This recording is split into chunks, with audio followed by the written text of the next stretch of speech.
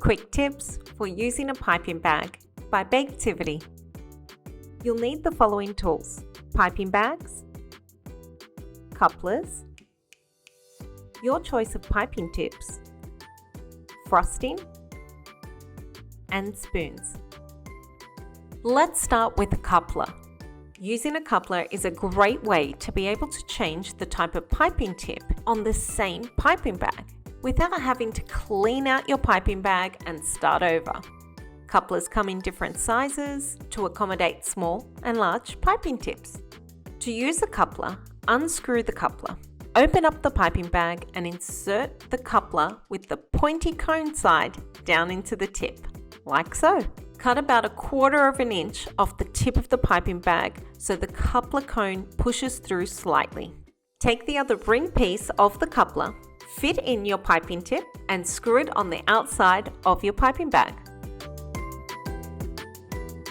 Now you can do the very same thing without a coupler and pop in your piping tip into the bag and go straight from there.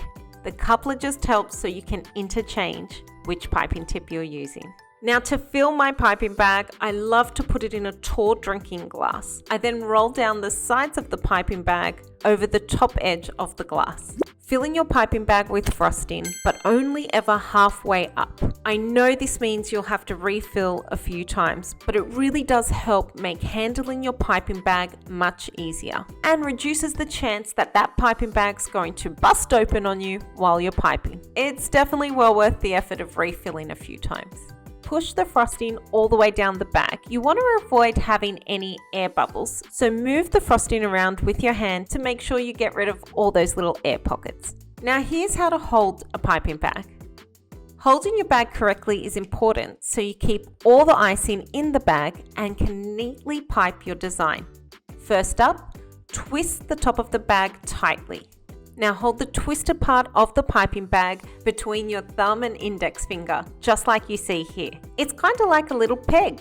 This will keep your icing in the bag. Now, when squeezing, apply pressure using the palms of your hand. This helps so you don't tire your hand, but it also helps so you don't squeeze your fingertips or fingernails into the bag and pop it. You always want to be gentle but firm. I like to rest my other hand just under the coupler or tip so I can guide my piping steadily. Learning to pipe takes practice, so practice, practice, practice. I promise you, each time you'll get better and better.